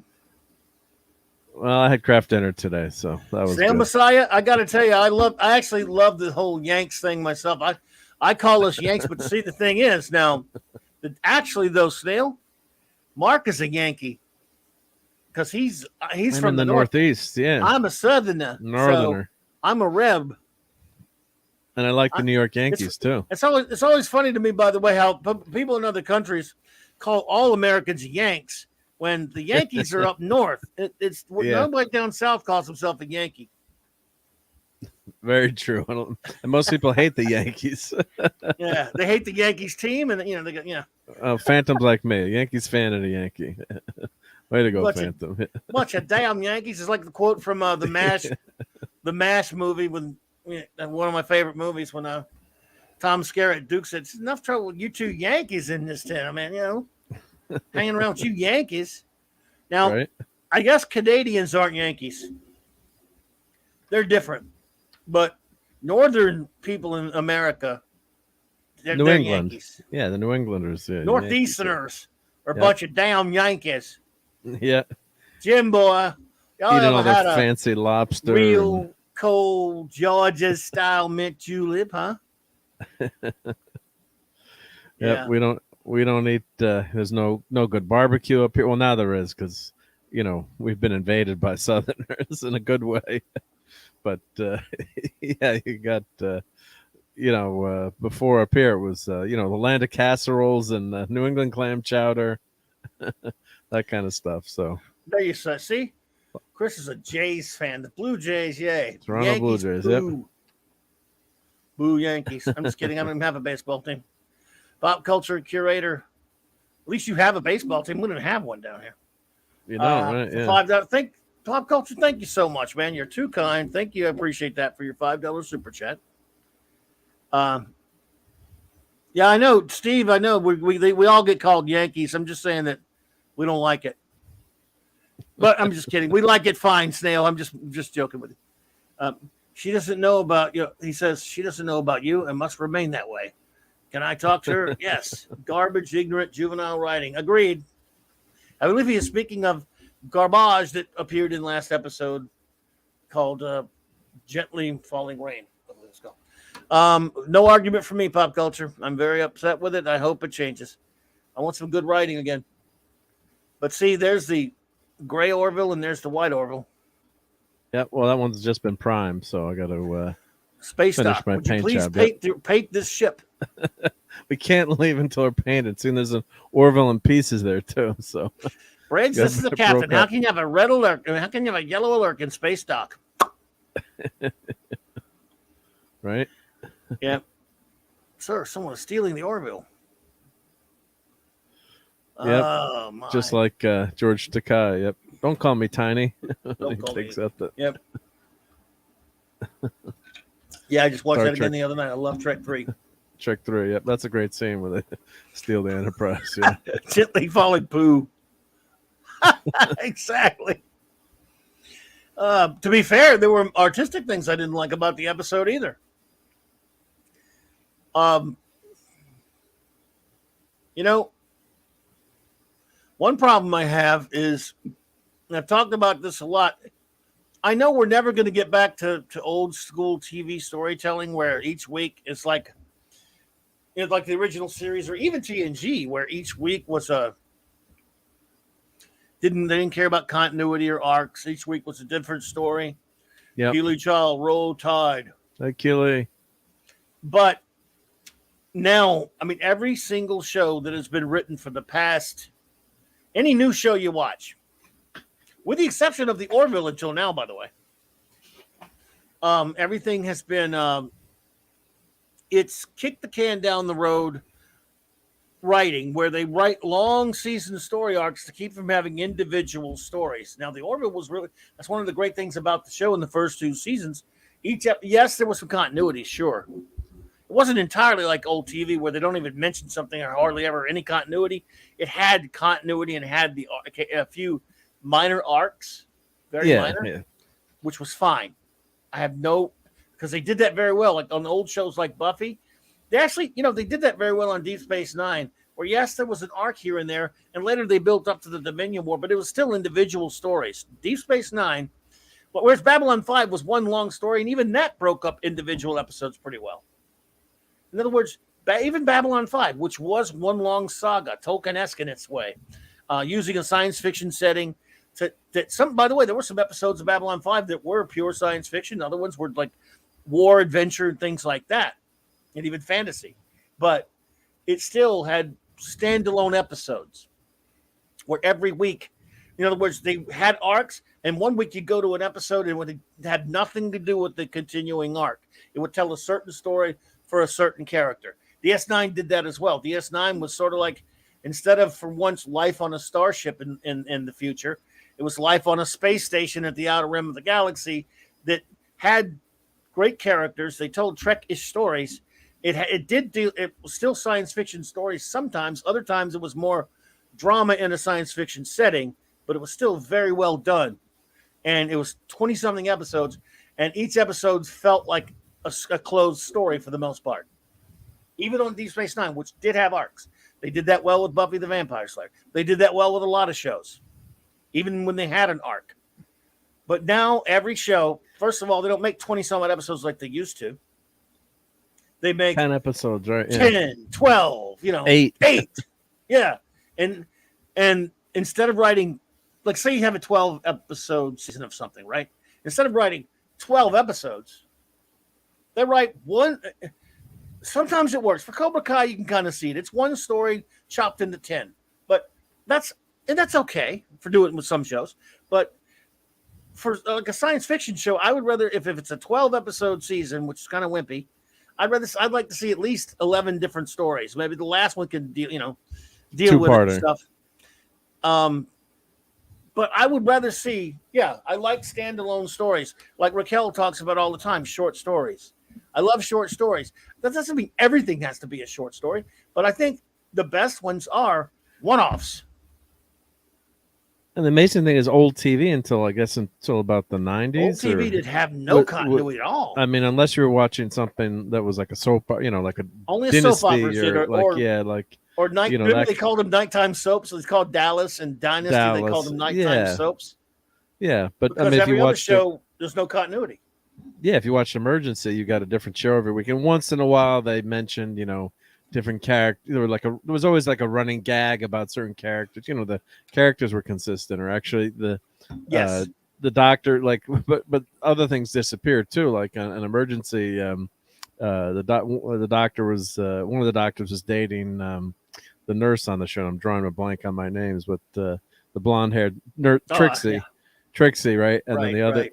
not Dr. Early, other for a few episodes they were dating. They just dropped it, never mentioned it again. Let's not go there. And that was a fun thing about those episodes. It didn't matter, and you can put any one episode on, and once you know the characters, you've seen enough, you just watch and enjoy it. So that's what's great about Star Trek. You can see the development there, but you could put any, pretty much any episode on and not need to know anything about the other episodes. So. Number one says old TV did episodes, old society did short stories. Now everything is a big long soap opera with lots of crying. Look, True. and the thing is, as someone, both of us grew up loving comic books. Comic books did have continuity threads because editors would put them in there, but they still had individual issues when we were kids, mainly because distribution was such is every issue couldn't be a long plot thread because editors, and publisher were rightly concerned that a kid might buy a comic and then try to get the same one the next month and they couldn't find it. And they might stop buying that comic if they figure they can't know what's going to happen in the next issue. So they had more closed stories. TV was a lot like that too. You couldn't remember when you couldn't record anything, or you had to be somewhere. It was appointment television. You had to be sitting in front of the damn TV when it was on. And therefore they didn't have the luxury of making real long, all these intricate story plots and plot threads and all that kind of stuff. Yeah, that's for sure. Yeah, and that just made it so much easier to watch. And then when everything switched to episodic, and Deep Space Nine, didn't do it as much, but it still, sometimes you felt like you were totally out of the loop if you missed a few episodes. I mean, not entirely, but depending on what story. They combined it though. They combined their continuity with the one-off story most of the time. But I would get mad sometimes if I'd miss the episode or my sister erased my tape by accident to watch the Smurfs or something, like, oh, crud. I missed a few episodes, and now I got to catch up, yeah. Captain Cottony Fox says, just made a video confirming the facts of what Scott actually said about Decker, not that his view necessarily matters. Gotcha, dude. Steve says, I used to watch Dragnet just for the weather report. It was hot in Los Angeles. I was working out of bunko. The boss was Bill Gannon. I carry a badge. Bum, bum, bum. I love Jack Webb. Yeah.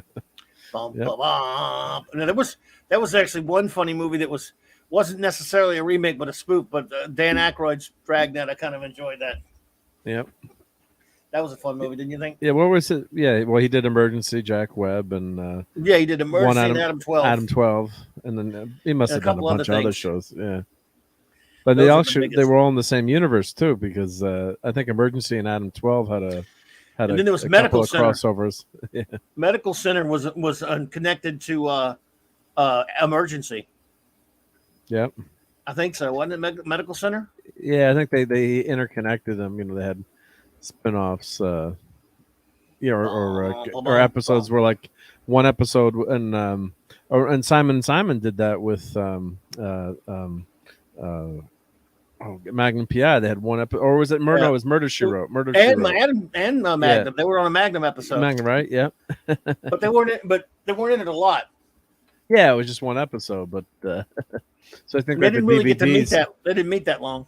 I wonder I'm trying to remember what they did on the DVD collections, if they threw that episode in there, or because technically was to finish Barnaby it. Jones teamed up with Cannon in an episode. Barnaby Jones, a Quinn Martin production in color. Clobby, especially if your comic book store was a 7-Eleven spinner rack. That's mine. That was mine early on. Let's see here. I prefer the old 22, 26 episode seasons. There were the days, huh? You could do more character and experimental episodes without worrying about using up the episode allotment. Very true, Wagner. But now the wussies can't make 8 episodes. That's Yeah, for Magnum sure, was a yeah. good show. A Quinn Martin production. Yeah, Magnum was such a good show. Magnum P. um, Great, but yeah. yeah, Great look, stuff, yep. I think I'm trying to think of the last show that I watched where each week was just a I'm talking about newer, not old. You know what I mean? Like there was a regular ongoing series that was something each week, and it was each week was a separate story. And the only things coming to mind right now, besides the Orville, which was that way, um, there's probably something I'm just forgetting. But remember Monk and Psych? I used to love those two shows. Never really watched those, yep. I loved Monk and I loved Psych, and those were shows again. They were fun. I mean, there was a little continuity, but each episode was a different. Um, well, that JT Kirk. I never watched House or The Office, but I hear you. Those shows were like that. Yeah. I watched some of House. Yeah, House was pretty good, yeah. You know what happened to me with House? This is gonna sound weird. The I accent? love Hugh Laurie. And the problem was I was so used to him on Blackadder and It on messed you up. and Boosh, yeah, oh cool. His parents loved Monk. It's like Monk was a fun show, and Psych was fun. That when he comes over here with this American accent, it's just Yeah, like, that's what I said. wow, Yeah, it's the accent, dude. probably, right? Yeah. Wow. It was a pretty good accent, actually, too. I guess so, but I don't know. When British actors try to do American accents, sometimes it's like, when I'm used to hearing him, Blackadder, oh my goodness! I mean, just know what's there's a Blackadder. I'm hearing him talking to Blackadder. I'm hearing him as the Prince Regent. Well, that's what messes me up with, like, what do you mean Superman is British? What? When all the superheroes are Brits, right? And all the more, Right. But at least they're trying. They're trying, yeah. But then it messes you up. You're like, and Right. And the funny thing is when you hear the actor interviewed in their own voice, and you realize, oh, they're not American. They're Stale. Exactly. Yes, Your Highness. He's exactly. That's Hugh Laurie. Yes, I cringe my dribblies at your replendent spuffle, snood. But yeah, I loved Hugh Laurie. he's a great actor. There was a show, A Bit of Fry and Laurie, that he did with Stephen Fry that was hilarious. It was a Monty Python-esque skit show. And again, it's like,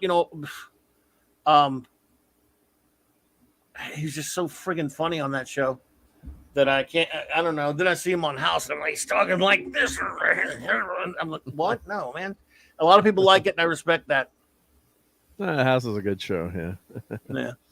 But Monk was hilarious and Psych was hilarious. Man, one of my favorite episodes of the early first season of Psych was the one where George Takei was on it when they went to the Comic-Con. He played himself. Did you ever see that? No, I didn't see that one, no. George Takei played himself, and it was at the local Comic-Con. Oh, almost fried chicken time. I want some. I had some crappy chicken patties myself, but they weren't as good as what you're going to get. Yeah, he was one of the characters was like his he was assigned to him for the con to be his, I don't know, his whatever, his runner or whatever. But anyway, it was pretty funny. Yeah, like to help him get around the con. You mean like handler, that was kind of funny. Personal assistant. Yeah. You never watched Psych? I miss that show. I must have seen a few episodes. My wife liked Monk, so she would watch Monk. So once in a while, I'd catch an episode. Yeah, I watched all 9 seasons of Monk, all of it, every single episode. But, that's obsessive compulsive. Just like Monk. Yeah, see? Yeah. Worked. And I watched almost all of I missed the last season of Psych, but I need to go back and watch it. They made a movie not too long ago. But anyway, it was fun. But still, again, I can't think of anything like any show in the recent memory other than the first 2 seasons of The Orville that were just closed stories for the most part. In fact, then when they did the 2-parter, The Identity, I was like, uh-oh. They're pushing stuff down the road. Well, another show that we won't mention is trying to do that these days, but the show with worms in it. Strangled Dude Worms. And someone was mentioned R&B, and I texted that you said that season 3 of P Hard was actually good, but was he trolling or? He that got was to see it mentioned in the already. chat. Yeah, that's How what did I he get to couldn't. see it already? Yeah, I mean, I know they filmed 2 and 3 back to back, and Yes. I mean, conceivably, you could see some. I mean, could it be done this early? I guess it could be, but I was wondering if he was I trolling. guess. I couldn't tell from Yeah. reading that Twitter feed. I wonder if anyone else knows. Yeah. I Well, mean, don't get me wrong. It'd be, hey, if we got a good third season, I just wouldn't I really can't- bet much money on it. I mean, I can't believe it could be any good after what's with the same idiots doing it. Plus, they're all going to be old and decrepit, and he's still going to be a machine. And it's not. What do they erase all the shit in the first 2 seasons? Then I'll go, yeah, that was just good. ignore it. Just ignore it. Yeah. If Well, I they- want to get at least get. Yeah, even if they ignored it, I would go, okay, that's good. I at least want to get Riker's pizza recipes because that might make the show worthwhile. He had a nice coal-fired pizza going in that one episode, so that looked interesting. That's all that matters. Is the pizza's good. Yeah, he probably got to see a preview of it. You're right, D Bud. Well, I'm a big fan of RMB. That doesn't mean I trust him. That's shill. Kidding. I'm kidding. I like RMB. Look, in all seriousness, I don't think he would say he liked it if he didn't. So if he saw it, he probably liked it. But I would be worried because I don't know. It's not real Trek. Oh, and I haven't seen the SNW trailer for the and I didn't finish watching the episode from last. Oh, I did finish watching the Broadway musical from last week. Yeah, Wasn't really a musical though. They didn't really sing. Well, much Khan got to sing in it. Yeah, I was joking. Right. Yeah, Well, yeah, that's true. Yes. Yeah. well, the costumes look good in that one. Everyone thinks it was so good. I'm like, does it have as many canon violations in it? Maybe not, but it was. Well, still they pretty can't. stupid. You know what? Because They've no done one's the acting. damage, No, because no one's acting like them. You know, they're not acting like themselves, so it didn't matter, right? Because except for Dr. Mbonga. yeah, so they don't know. They don't know anything. You know, so you can't violate canon when you're not a canonical character. Oh, I actually got through saying that without Canonical. getting tongue tied. But yeah, sure. that's it. I mean, it wrapped up a little bit too easily, but it was. I don't know, but it's just that show's next been week the character's been driving me They crazy. can't do that every week. In other words, they got to be like normal, just normal stuff. So, I mean, they can't do that. They won't have the excuse of being out of character every week. Yeah. Right. So, screw them. At least we didn't have to have. Oh wow, there's a positive. At least I didn't have to sit through any more Obi-Wan this week. Thank God that's over. Yeah. Whew, thank God that garbage is over. Good Lord. Oh dear. Well, people seem to like that out. last episode, and some of my friends I was talking to like have it. But I'm like, yeah, but and they're like, yeah, I guess so. They never should have met, but the fight was kind of cool though. I'm like, well, just make a fan film with a cool sword fight, cool lightsaber battle. And, hey, everybody! Now Vader and Obi-Wan fought 4 times. Yeah, they've had 4 fights, folks. And Leia really knew him, except when she sees him die on the Death Star, she doesn't care. And Ben leaves Vader to kill millions more or billions more people. He leaves Vader alive. Oh, I'm by the way, I'm sure glad they didn't go after Bail Organa, since they all know. Someone knew. They knew about the kids. Yeah. That they leave that, we learned other things, great things, like you can, if you're a child, you can survive getting stabbed with a lightsaber, and then 20 years later, you can get stabbed with one again, or 10 years later, and you're fine. If you're with the dark side, I guess the dark side of the Force makes it, easy to survive lightsabers. I guess, yeah. Right? I don't want to practice that one. I mean, that's going to be quite a skill. Think of it, an energy weapon that can go melt through metal doorways. Big metal doorways. Yeah, on spaceships. Right. And think of what that would do, like just the heat, like what that would do, how quick it would like totally, you just totally melt you away. It's like, I mean, it would be like, Let's try that one, Cat. I sense something. A presence I've not felt since Tuesday. Exactly. What in the holy shit yeah. was that? Hey, Moose Obi-Wan. That's a name I've not heard in a long time. Approximately about 8 years. No one's called me that in 8 years, which is a long time compared to 8 minutes. Yeah. But yeah. Or, unless Luke's not human though, so maybe he ages much more slowly. Maybe it's 30 Again, or 40 years, right? We and don't know, Obi-Wan- right? He's an alien. Yeah. Luke is an alien. Maybe at least they should have at least had a scene where Vader blasts him or something, and he gets older. maybe messing around with the living force with Qui-Gon makes him age. Well, I have to say though that being a child of the 70s, people look a hell of, either I'm getting older and I think I look younger, but I look at some of the that's older true. relatives at age 60 from smoking and drinking, and man, they look really old at 60, and I'm getting kind of close to that. I'm like, look at the movie I won't mention, the lead actress in that, and my wife was like, why is he dating a 40-year-old in that movie? I'm like, she's actually, and Jennifer Connelly is actually 51. Really? The other guy that, yeah, I mean, she's looking pretty good for 51. So, well, look, dude, I mean, you're right. People do look a lot better, I think.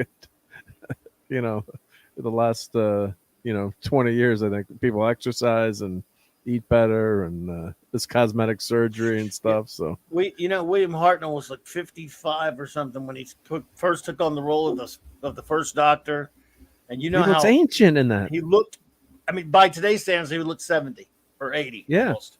And he was 55. Well, I think he had he had heart problems even back then. So at age 55. By the way, William Hartnell, the first damn Doctor, not the 500th Doctor. Yep. The first Doctor. Max Redstone, remember, like I said, I put you in charge of Doctor Who. For those who weren't here at the beginning of the show, I've declared myself in charge of certain IPs. I'm running the Fantastic Four and all of Marvel Comics from now on, and DC Comics, and I'm delegating certain projects. No one's allowed to do a Fantastic Four movie for me and all that stuff. Can I be consultant? Yeah, you can definitely work with me. JT Kirk has applied for the job of running Star Trek. We will see. J-Man wants to handle Superman. I might let him do that. And Phantom Outsider could definitely work with me on Legion. So yeah. Max Redstone. And now, sorry, Max, like I said, nobody's allowed to touch Blake 7. But you can have Doctor Who. Come on, Master. The imposter female doctor must be eliminated. She is not the doctor. Affirmative, Master. The Doctor is a Time Lord. I can't do this. I can't do that noise he does. I can't do the. Affirmative, Master. So yes, first guy to play Captain America. I was 35. Look, yeah, that was Dick Purcell. Boosh. Dick Purcell played Captain America in that 40s serial. That's right. Nobody touches the prisoner either or dies. They die and rotten. You die. You die. So yes, that's right. No Blake 7 will ever be touched again. No prisoner. No remakes of any kind, really. Like I said, we're going to allow a continuation like Doctor Who. And, who wants Star Wars? No one asked for the Star Wars job, by the way. Star Wars is finished. No, I'm talking about in my new regime when I just take over everything. Yeah, I mean, the Clobberin verse. Oh, Dadman gets that. Dadman's not here. He's a huge star. Yeah, he's not here, but yeah, I'll put in a voucher for him. He loves Star Wars, and he won't watch the new stuff. So UFO is forbidden. Fair enough, hungry boy. UFO is forbidden. No one claimed Star Wars. Snail Messiah, can I run Married with Children? Yes, sure. Sure. I don't know though, man. Ed O'Neill's irreplaceable. Yeah. Who's gonna be Peg? Yeah. That would have to be a remake though, Snail. Do we really want anyone else to play Al Bundy? That was our Sunday night in college. Yeah, everyone's Married with Children is on. Yeah. And by the way, studying for the next half hour. UFO was forbidden because no one else could play Straker, but what's his name? Damn it, I forget his damn name. Sorry, I'm forgetting his name. Actor who played Straker. Right, no one else can be that Straker guy. Straker. Atomic. I love Hammer into Anvil. That's one of my favorite episodes. It's my top prisoner episodes. I do love it. I've watched it over and over again. That is a great one. Good choice. Andy Masterson. Ed Bishop. I want to make a WW2 Invaders. Oh man, dude, that would be fantastic. So you got to obviously you got to do Cap. I want Human Torch and Toro. You got to have Subby. You got to have Union Jack and Whizzer and oh god, what's her name? What's the fire girl? Miss. Well, I was thinking of Liberty Legion too. Sorry, but you got to at least have them for sure. In fact, didn't you already do a Subby? Spitfire, thanks. Can't believe I forgot Spitfire. Spitfire, yeah. Yeah. Thank you. So yes, I would love to see an Invaders figures. Of course, yours will be like the really awesome. Badass. He does the 1 and 6 things. I could never afford those suckers. Those are awesome, yeah. I wish they would do like Marvel Legends of those. Not that I can afford those either, but they're really cheap. Did they do any of the Invaders for? I mean, of course, obviously we got Subby. I have Union Jack. I have Union Jack and Subby, and of course Cap. But they need to do the original Human Torch and Toro. Then you'd have they originally were the all winners, and they became later in the 70s. He called them the Invaders, but wasn't Miss America in the Liberty Legion Phantom Outsider? She was with both. She was in the Invaders comic as well. Well, I do have a Funko Pop of the original Human Torch, but that doesn't count. Oh, have they ever done an original Human Torch? No.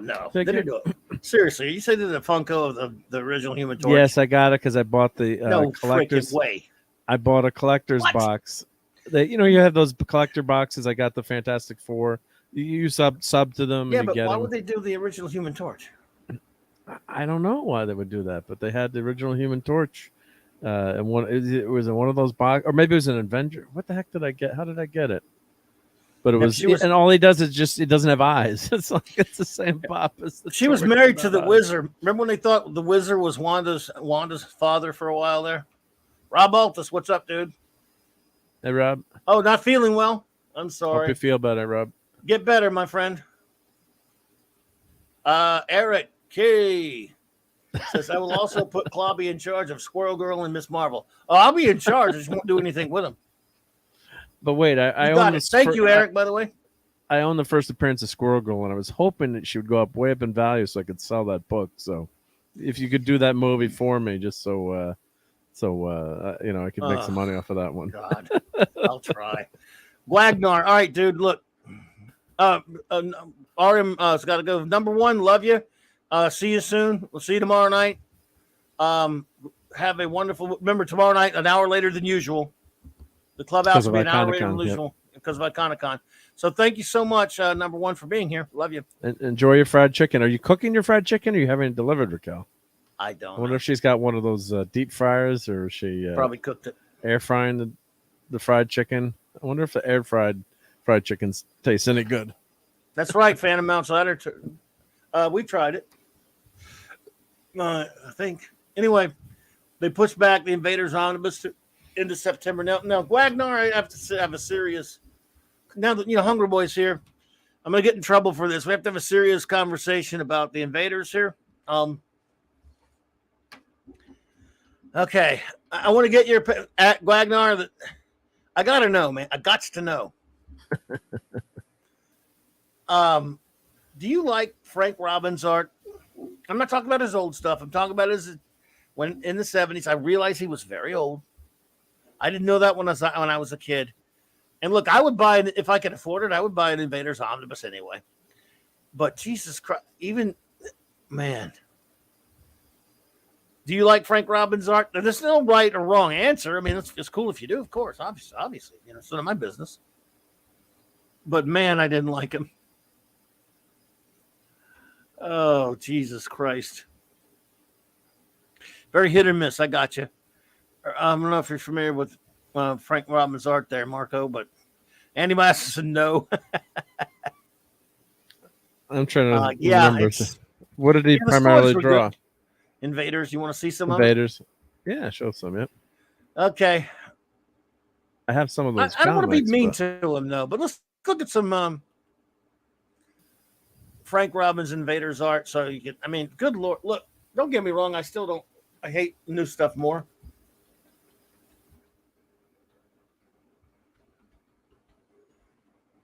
Invaders. All right. Now, he didn't do a lot of the covers because, for obvious reasons. He did do some covers, but. All right. Let's find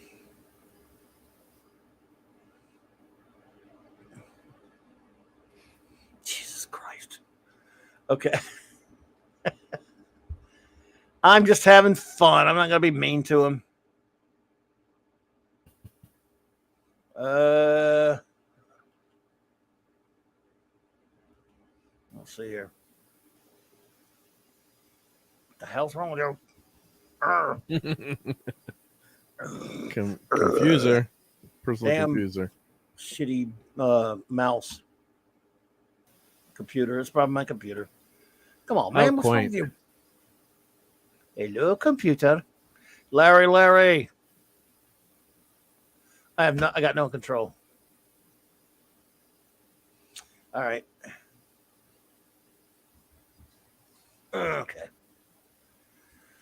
Okay. I don't know if you can see that. Yep, there we go.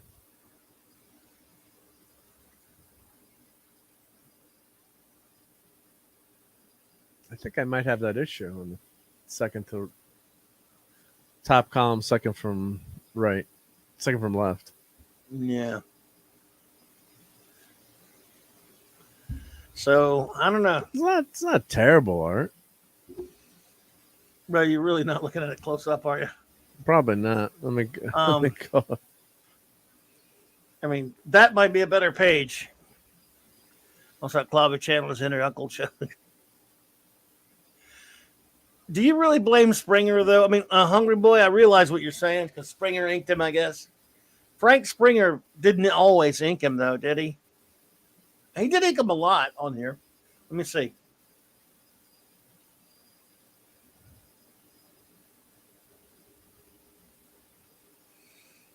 Actually, that's not a terrible page there. Here's a bad one. Here's a bad one. Yeah, that's a bad page. Yeah, the face is horrible there. Yep. Now, it's very confusing. Yeah, Hungry Boy's the expert. If he says it's Frank Springer, look at his issue. You have his work like in the Human Fly or something. No, maybe Lee Elias. Never mind. That's Elias. The one thing that was great about the Invaders. You're right, Phantom. It wasn't a priority book. It was a Roy Thomas, love project or vanity project. He loved them, but the covers were usually pretty good. This is a Robbins cover that was it's okay. They had a lot of great Kirby covers, though.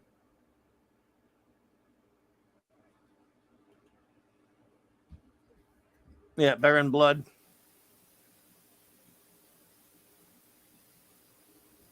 Or Wanda asking where her kids are.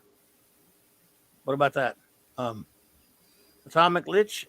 Is it Lich, do you say? Or how do you say that?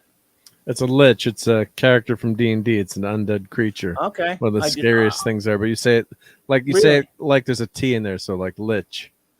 I've never played D&D Atomic Lich, so I apologize. hate liches. Not you, Atomic Lich. You're just saying liches always scared the crap out of me in our campaigns. The more you know. Hungry Boy is for more Steranko, less from SpongeBob. I just realized your name. Well, you can always have more Steranko. Although, Hungry Boy Steranko, look, I love him. But, man, I stood at his table while he was talking to one dude in front of me for like 40 minutes trying to get his attention, but being nice. Just all I want to do was buy one book from him. And he could see and look, you can't miss me. He could see my gigantic ass blotting out the sun. And he just kept on going. Finally, I left, man. I'm like, look, I'm not going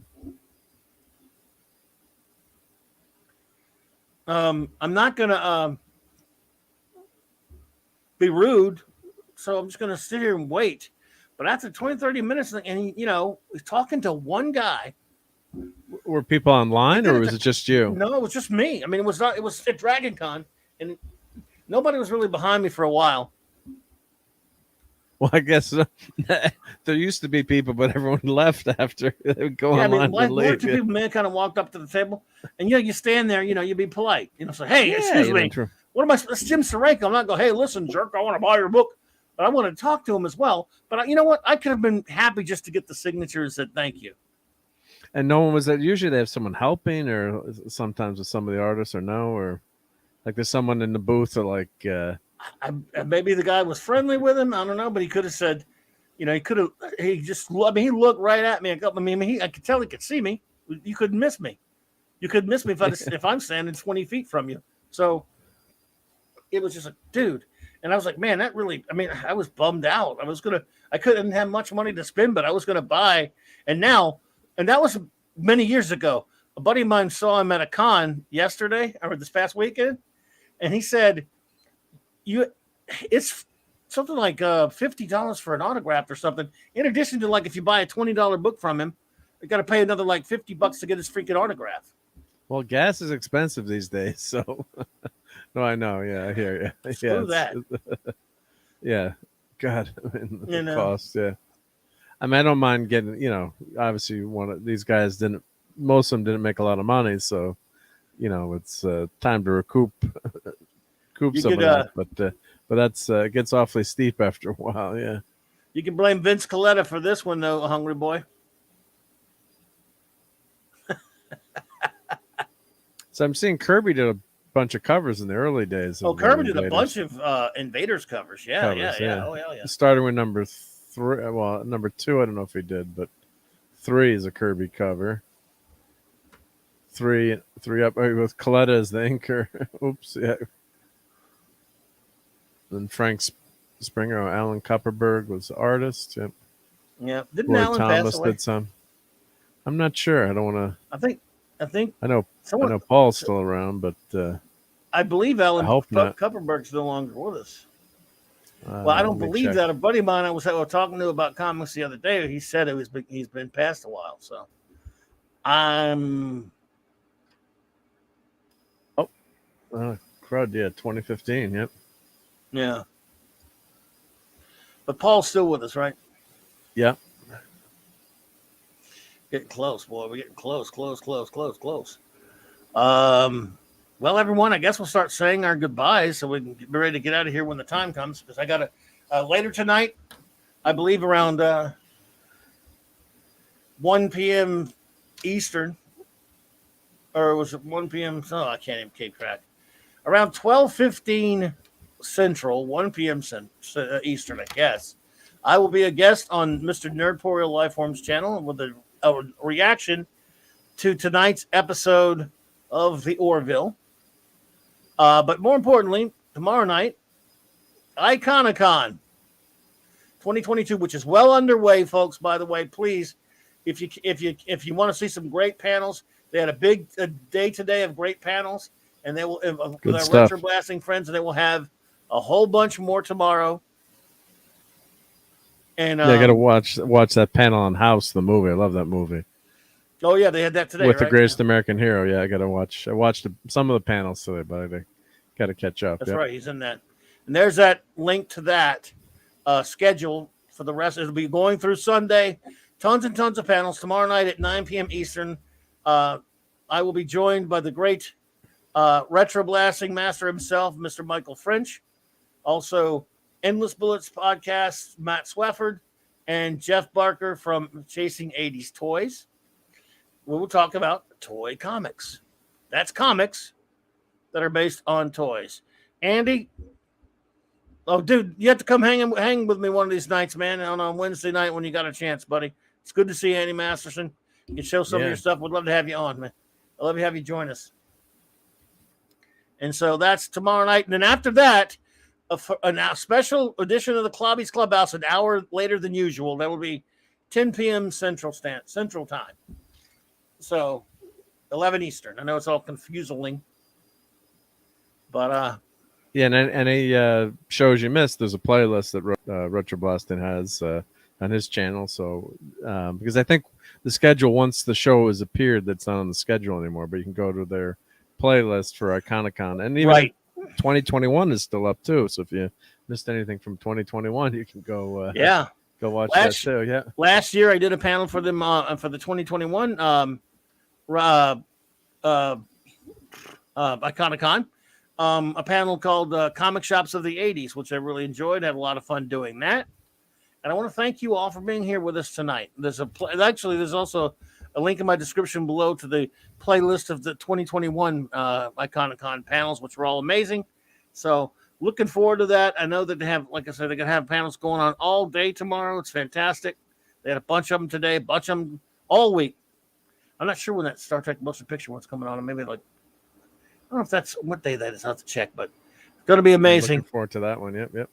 How much candy did Clobby eat? No candy. I'm behaving. No candy tonight. I did have a little bit of cake that my Fried mom chicken? made me. Well, my mom made my favorite kind of cake last night, so I brought that home and had some of Nice. that, if that makes you feel better. Here we go, folks. So does this count down? We're going to get down to beeswax. Yeah, and you got to run because you got to be in that panel. So Yeah, I mean, yeah, you got to watch it. Well, you can't. You got to. we No, won't you know have what I'm any saying. You got. credits. We'll just You got to watch it as soon as it drops. Yep. So you're. Yeah, only got yeah, 15 yeah. minutes leeway. Yep. Yeah, we're good. But thank you so much for being here with us tonight, everybody. I hope you will join us tomorrow night. It's an hour later, but we'll still have the clubhouse and have some fun. Here we go, folks. It's getting there. Oh, someone wants to know what your pop culture is. A chocolate cake. What's your favorite cake? Oh, it's chocolate cake with the typical white icing. It's pretty simple, but it's my favorite. I love that. Yeah. Oh man, my favorite. Here we go. 5, 4, 3, 2, 1. And on the one. hey, go watch it. Your favorite's what? Oh, chocolate mousse cake. It's chocolate with like a chocolate mousse filling. Oh, there's like a bakery in town that makes. Oh, it's so good. Nice. Oh, yeah. Thank you, Everyone everybody. eat well. Good night. Good night, Eric. Have a great Good night. Max.